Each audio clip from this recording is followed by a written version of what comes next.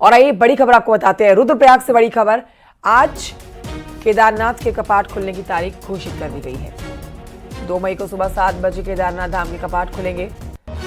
आज पंच केदार गद्दी स्थल उखीमठ के ओंकारेश्वर मंदिर में शिवरात्रि के मौके पर विधि विधान से केदारनाथ धाम के कपाट खुलने की तारीख घोषित हुई। केदारनाथ रावल भीमाशंकर लिंग ने कपाट खुलने की तारीख की घोषणा की है। संदीप हमारे सहयोगी और जानकारी देंगे, इस पर फोन लाइन पर मौजूद है। संदीप, क्या कुछ कहा गया है, किस तरह से तारीख का ऐलान किया जाता है, ये प्रोसेस भी बताइए। पूजा पाठ होने के बाद अब 2 मई को खुलने जा रहे हैं केदारनाथ के कपाट।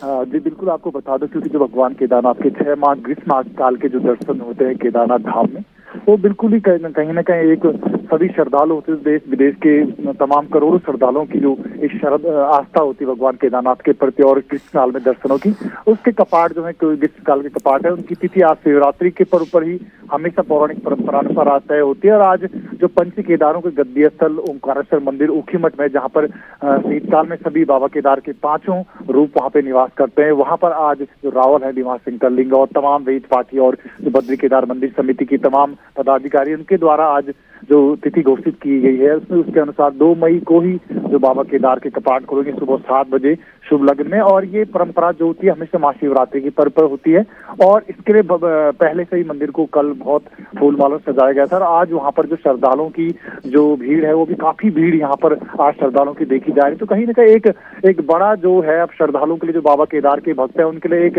आज से कब केदारनाथ के कपाट खुलेंगे और कब वो तैयारी करेंगे केदारनाथ आने की। जी बिल्कुल, शुक्रिया आपका जानकारी के लिए संदीप।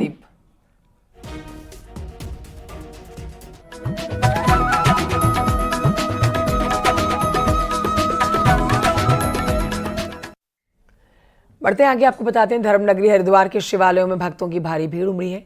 यहां दशाश्वमेध महादेव मंदिर में सुबह 4 बजे से ही भक्तों की लंबी कतारें हैं। दूर दूर से पहुंच रहे हैं भक्त, लाइन में लगकर अपनी बारी का इंतजार कर रहे हैं जलाभिषेक करने के लिए। महाशिवरात्रि पर भगवान शिव का जलाभिषेक करने से सभी मनोकामनाएं पूरी हो जाती हैं। दशेश्वर महादेव मंदिर का इतिहास काफी पुराना है। इस मंदिर को भगवान शिव का ससुराल कहा जाता है।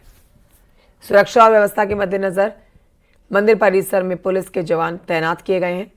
महाशिवरात्रि पर भगवान के भक्त उत्साहित है। पूरा मंदिर बम भोले के जयकारों से गूंज रहा है।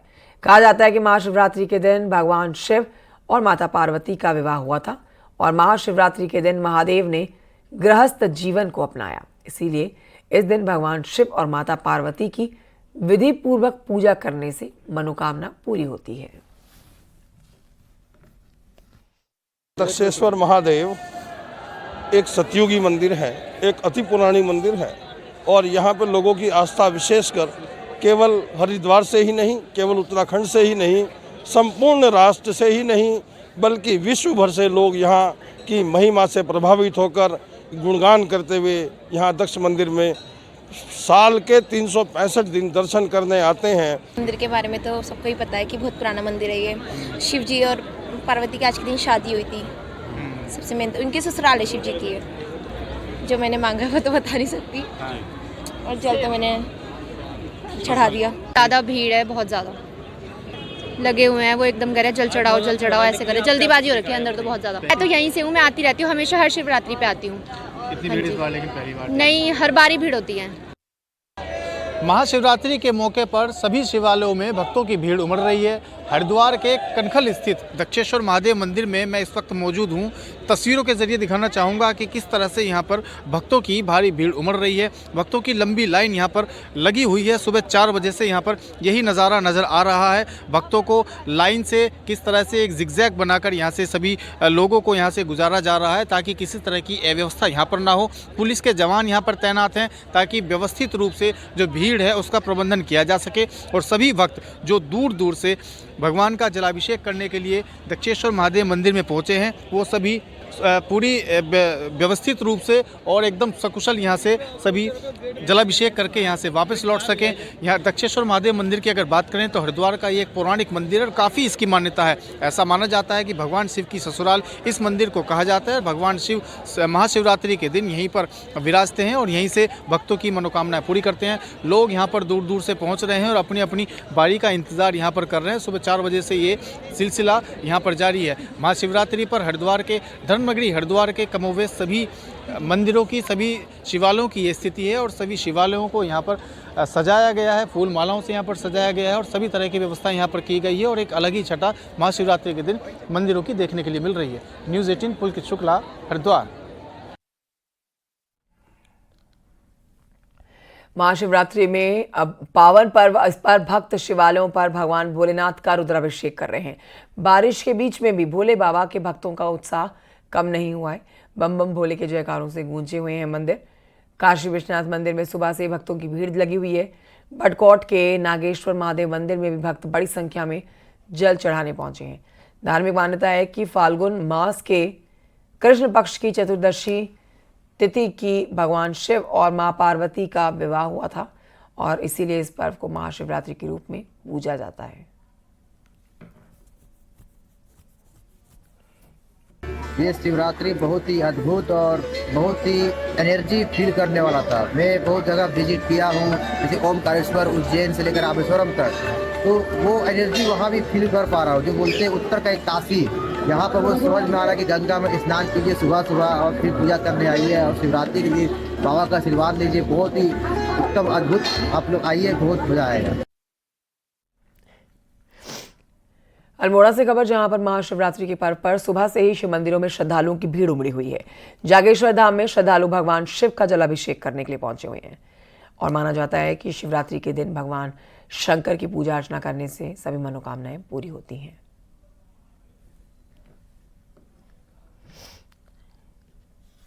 शिवरात्रि का पर्व है। इसमें साल में एक दिन महापूजा होती है, जिसमें रात के और चौथे पहर में महापूजा का आयोजन किया जाता है, जिसमें सवेरे से हजारों की संख्या में श्रद्धालु ने आके जलाभिषेक बाबा का अभी तक कर चुके हैं।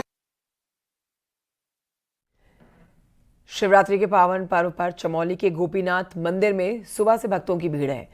दूर दूर से भगवान शिव का जलाभिषेक करने के लिए श्रद्धालु पहुंचे हुए हैं। मान्यता है कि महाशिवरात्रि के दिन भोले बाबा का जलाभिषेक करने से सारी मनोकामनाएं पूरी होती हैं।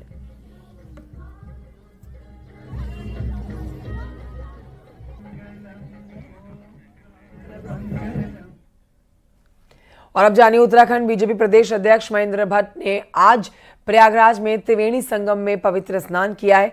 महेंद्र भट्ट ने परिवार के साथ महाकुंभ प्रयागराज में पवित्र स्नान किया है। महेंद्र भट्ट के परिवार के साथ किए महाकुंभ में पवित्र स्नान की तस्वीरें आप देख रहे हैं।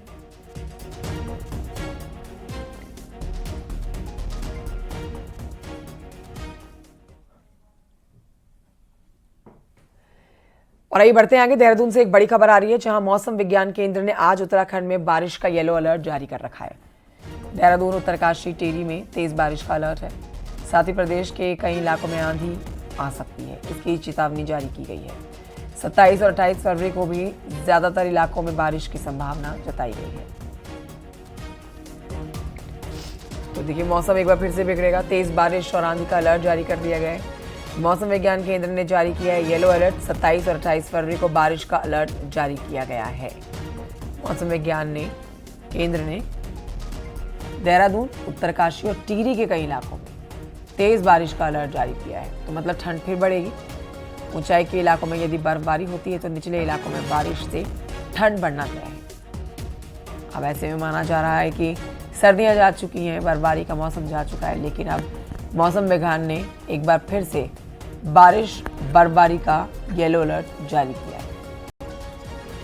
भारती सकलानी और जानकारी देंगी मेरी सहयोगी। भारती सकलानी, क्या कुछ कहा गया है मौसम विज्ञान केंद्र की तरफ से?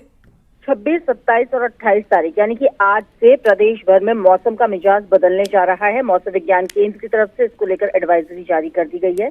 आज के लिए कहा गया है कि येलो अलर्ट है। प्रदेश के ज्यादातर हिस्सों में बारिश और ऊपरी इलाकों में बर्फबारी देखने को मिल सकती है। 27 तारीख को भी ये कहा गया है कि इसी तरह का मौसम बना रहेगा।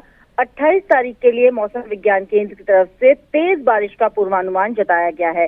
यानी कि ये कहा जा सकता है कि 3 दिन, आज, कल और परसों, प्रदेश भर में ठंड एक बार फिर से देखने को मिल सकती है। बारिश और बर्फबारी के आसार बने हुए हैं। शुक्रिया आपका जानकारी के लिए भारती सकलानी।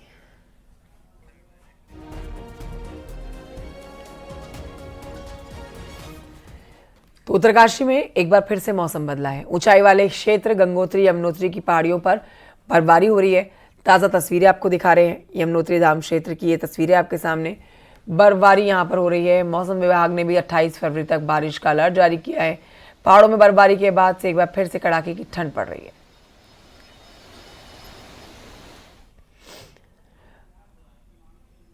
उधर हरिद्वार में गंगा में डूब रहे एक कांवड़िए को बचाकर पुलिस और एसडीआरएफ ने एक नया जीवन उस शख्स को दिया है। ये तस्वीरें आपके सामने रेस्क्यू के दौरान की है। यूपी के मुजफ्फरनगर से आया सूरज नाम का ये कांवड़िया नहाते वक्त गंगा जी में तेज धारा में बहने लगा। पानी के तेज बहाव में बहता हुआ कांवड़िया हर की पैड़ी में हाथी पुल के नीचे अटक गया और यहाँ पर जंजीरों को उसने पकड़ लिया। सूचना मिलते ही गंगा घाट पर तैनात एसडीआरएफ की टीम तुरंत मौके पर पहुंची और बोट के जरिए कांवड़िए तक पहुंचकर उसका रेस्क्यू किया गया। गनीमत रही कि कांवड़िए ने जंजीरों को छोड़ा नहीं और इसी वजह से वो गंगा जी में डूबने से बच गया।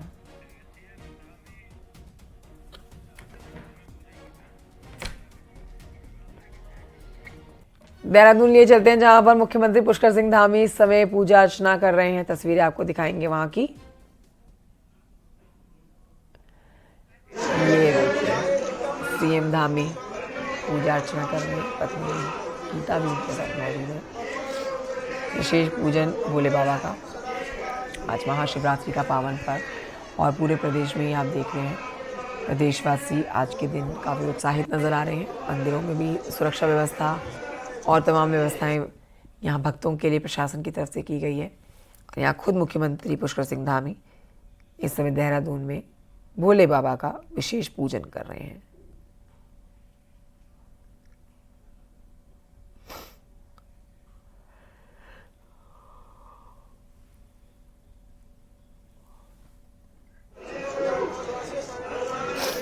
मुख्यमंत्री पुष्कर सिंह धामी इस समय शिव साधना में लीन है। मंत्रोच्चारण के बीच में विशेष पूजन किया जा रहा है। पूरे देश में आज महाशिवरात्रि की धूम देखी जा रही है। हर मंदिर, छोटे से छोटा या बड़े से बड़ा मंदिर, जहाँ पर शिव भक्तों की भारी भीड़ पहुंची हुई है। देर रात से शिव भक्त भोले के चरणों में जल अर्पित करने के लिए ललायित हैं। मुख्यमंत्री पुष्कर सिंह धामी भी यहाँ शिव साधना में लीन नजर आ रहे हैं। कुछ दिन पहले महाकुंभ में स्नान भी कर आए हैं। अपनी माताजी, धर्मपत्नी, बेटे के साथ महाकुंभ में इन्होंने पवित्र स्नान भी किया था और आज महाकुंभ का समापन भी और महाशिवरात्रि का पर्व भी।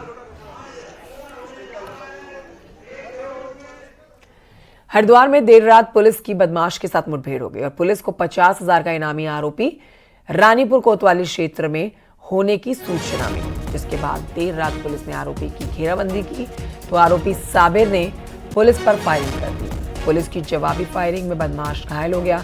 आरोपी पिछले कई महीनों से फरार चल रहा था। 50,000 रुपए का इनाम इस पर घोषित था। मुठभेड़ के बाद एसएसपी प्रवीण सिंह दुभाल ने मौके पर पहुंचकर घायल बदमाश को जिला अस्पताल में भर्ती कराया।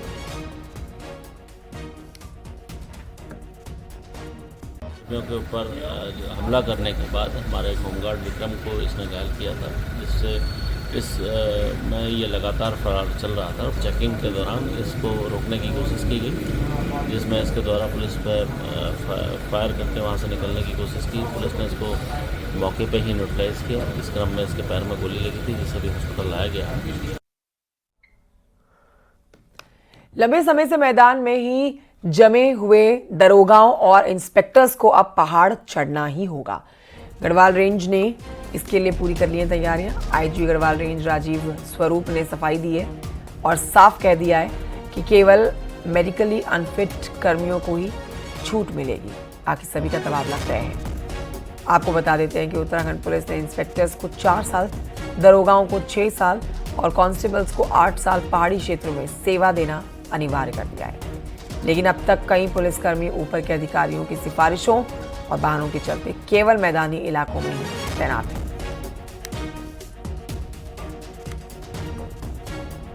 ये समय अवधि पूरी कर ली है मैदानी जनपदों में, उनको निश्चित तौर पर अगर कोई बहुत ही ज़्यादा विषम परिस्थिति जैसे स्वास्थ्य को लेके ना हो तो उसमें कोई भी कंसिडरेशन नहीं किया जाएगा, क्योंकि ये अनुभव बहुत ज़रूरी है उनके लिए भी कि उनको भी पर्वतीय क्षेत्रों में काम करने का अनुभव मिले।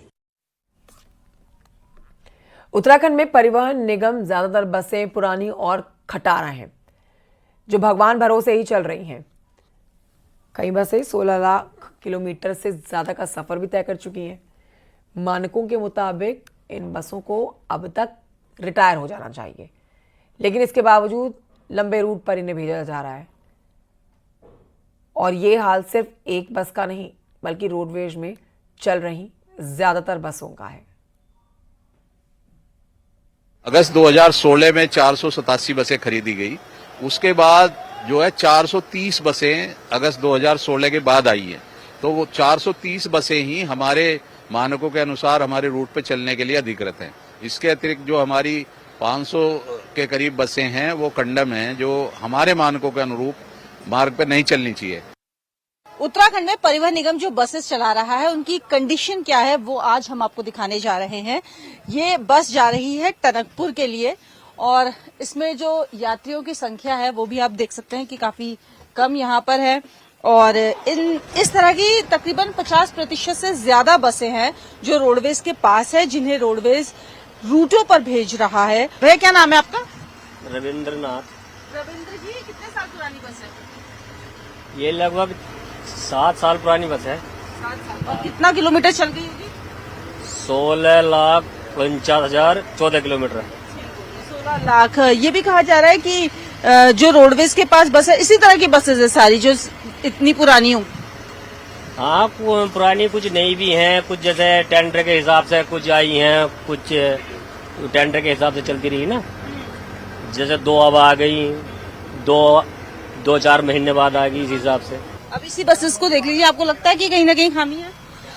अब खामी है, जाना पड़ रहा है, इसमें बसें ही नहीं है। यहाँ पर बसें है ही नहीं। हमें रामनगर जाना तक सुबह से बैठे हैं यहाँ पर, अभी तक काशीपुर की ये पहली बस मिली है हमें। रूट वैसी डाइवर्ट हो रखा है। हमने जाना है, क्या नाम कहते हैं, रामनगर, अब काशीपुर जा रहे हैं। ये घूमते नहीं, वहाँ तक होते जाएगी मुजफ्फरनगर। आप पैसेंजर्स को आप यहाँ पर सुन रहे हैं और कितनी परेशानी लोग बता रहे हैं। इन बसेस में आप जा रहे हैं हिचकोले खाते हुए, और लोगों का ये भी कहना है कि जब वो पैसा खर्च करते हैं तो वो चाहते हैं कि उन्हें सुविधाएं भी अच्छी मिले। कैमरा पर्सन संदीप नेगी के साथ न्यूज 18 के लिए देहरादून से भारती सतलानी। रुड़की की गंग नहर में गंदे नाले डालने का आरोप है, जिसकी वजह से गंग नहर का पानी दूषित हो रहा है। लोगों का कहना है कि कई बार अधिकारियों को इसके बारे में शिकायत भी की गई है, लेकिन कार्रवाई नहीं होती है। गौरतलब है कि गंग नहर किनारे आस्था से जुड़े हुए कई घाट हैं, साथ ही लोग इस पानी से नहाते भी हैं। लोग नहर में गंदे नाले डालने के खिलाफ कार्रवाई की मांग कर रहे हैं। रुड़की नहर शहर के बीच से जा रही है, इसमें बहुत लोगों के जो है गंदे पानी की जो निकासी है वो इसमें डली हुई है। अनेक बार अधिकारियों को बोला भी गया है और अनसुना सा इसमें हो जाता है। तो मेरा यही कहना है आपके माध्यम से, जितने भी नाले इसमें डले हैं, जो नगर निगम क्षेत्र में आ रहे हैं, सिंचाई विभाग के क्षेत्र में आ रहे हैं, सिंचाई विभाग के अंडर में आ रहे हैं, उन अधिकारियों के संज्ञान लेना चाहिए। नहर में किसी को भी उत्प्रवाह निस्तारण करने की परमिशन नहीं है। सो अगर कोई ऐसा कर रहा है तो उसके खिलाफ निश्चित रूप से कार्रवाई की जाएगी। किस तरह की कार्रवाई करते हैं सर विभाग? देखिए, 2 चीजें हमारे यहाँ कार्रवाई मीन्स जल अधिनियम 1974 है, वायु अधिनियम 1981 है, उसके प्राविधान हैं। उत्तराखंड सरकार चक्राता के हनौल महासू मंदिर को मास्टर प्लान के तहत धाम के रूप में विकसित करने जा रही है। मास्टर प्लान बनने से तीर्थाटन और रोजगार अवसर भी खुलेंगे। रिपोर्ट देखिए। चक्राता के जॉन सार बवार के हानोल महासू मंदिर को मास्टर प्लान के तहत विकसित किया जाएगा। 120 करोड़ की लागत से हानोल मास्टर प्लान को तैयार किया जाना है। हानोल महासू मंदिर के साथ साथ ठाडीयार गांव में स्थित पवासी महासू महाराज मंदिर शामिल है। महासू देवता को हिमाचल के शिमला, सिरमौर और उत्तराखंड की जौनसार बवार के लोग न्याय के देवता के रूप में पूजा करते हैं। सरकार हानोल को विकसित करना चाहती है ताकि यहाँ धार्मिक पर्यटक बढ़ सकें और श्रद्धालु बिना किसी परेशानी के महासू देवता के दर्शन कर सकें। वहाँ का मास्टर प्लान हमारी सरकार ने स्वीकृत किया है, उस पर काम प्रारंभ हो रहा है और हम पूरे यहाँ के आसपास के रहने वाले लोग, मंदिर समिति के लोग, हमारे स्टेक होल्डर सबसे मिलकर इस क्षेत्र के चहुमुखी विकास के लिए उस मास्टर प्लान में सभी की भावनाएं भी आ जाएं, सबके विचार भी आ जाएं, उस पर हम काम करेंगे, सबसे संवाद कर रहे हैं।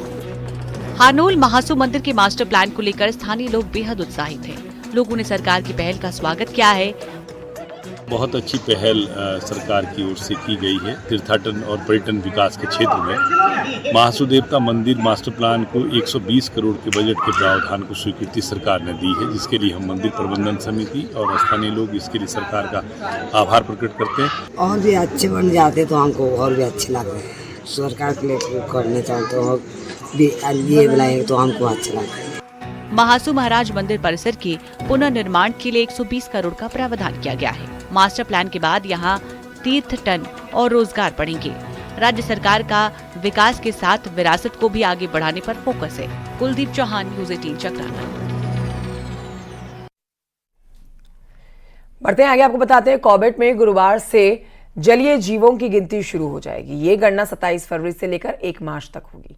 गिनती के लिए कॉर्बेट प्रशासन ने टीमें गठित कर दी हैं। इस गणना में मगरमच्छ, घड़ियाल के साथ दूसरे जलीय जीवों की गिनती होगी। जीवों की गिनती कॉर्बेट की लाइफलाइन रामगंगा नदी और डैम में की जाएगी। ये गणना हर साल फरवरी महीने में की जाती है, जिससे जलीय जीवों का सही आंकड़ा सामने आ सके। में प्रत्येक वर्ष लगभग फरवरी के माह में एक्वेटिक एनिमल्स की गणना का कार्य किया जाता है।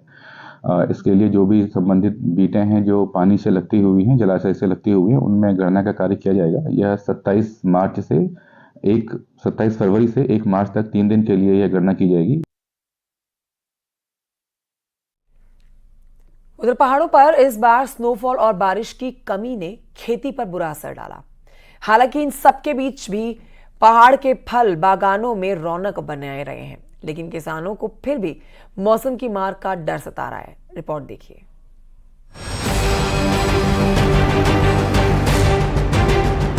नैनीताल के फल बागानों की रौनक किसानों का हौसला बढ़ा रही है। पहाड़ी फल आड़ू, फूलम, खुमानी के फूलों से लदारद है। ऐसे में इस बार अच्छे फल आने की उम्मीद किसानों को है, लेकिन मौसम की मार की डर किसानों को सताने लगी है। बहुत आशंका है। एक तो बारिश कम हुई है, जमीन में नमी नहीं है, जमीन न होने के कारण से फ्लावरिंग सेटिंग कम होती है, और इसके बावजूद अगर सेटिंग हो गई, बाद में ओलावृष्टि हो गई तो उससे भी नुकसान है। नैनीताल के ओखला कांडा, धारी, मुक्तेश्वर, रामगढ़ के साथ बेतला घाट वाले इलाकों में पहाड़ी फलों की खेती होती है। इन फलों की डिमांड दिल्ली, मुंबई जैसे बड़े महानगरों में भी खूब रहती है, लेकिन पानी की कमी से खेती खराब हो रही है। मौसम की मार सिर्फ बागानों पर ही नहीं, बल्कि बारिश पर निर्भर मटर, आलू और गेहूं की फसल पर भी सूखने के कगार पर है। जो उद्यान और कृषि विभाग हैं वो कई तरह का बीमा कवर प्रोवाइड कराते हैं किसानों को। प्रधानमंत्री फसल बीमा योजना में भी होता है, मौसम आधारित बीमा योजना में भी होता है। तो उसमें जो इंश्योर्ड फार्मर्स हैं, जिन्होंने प्रीमियम जमा कराए हैं, उनको असेसमेंट अभी कृषि और उद्यान विभाग करा रहा है। मौसम की मार किसानों पर हमेशा पड़ती है और अगर अभी ओलावृष्टि हुई तो फलों की खेती को भारी नुकसान हो सकता है। हालांकि प्रशासन किसानों की हर संभव मदद का दावा कर रहा है। न्यूज़ 18 के लिए नैनीताल से वीरेंद्र बिस्ट की रिपोर्ट।